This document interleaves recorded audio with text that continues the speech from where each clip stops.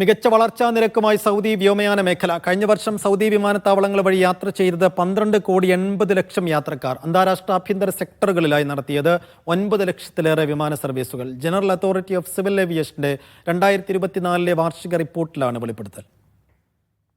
അടിസ്ഥാന സൗകര്യങ്ങൾ, വ്യോമയാന കണക്ടിവിറ്റി, ലോജിസ്റ്റിക്സ് സേവനങ്ങൾ, യാത്രക്കാരുടെ അനുഭവം എന്നിവയിൽ വ്യോമയാന മേഖല ചരിത്രപരമായ ഉയർന്ന വളർച്ചാ നിരക്ക് കൈവരിച്ചതായി ജനറൽ അതോറിറ്റി ഓഫ് സിവിൽ ഏവിയേഷന്റെ 2024 വാർഷിക റിപ്പോർട്ട് വെളിപ്പെടുത്തുന്നു.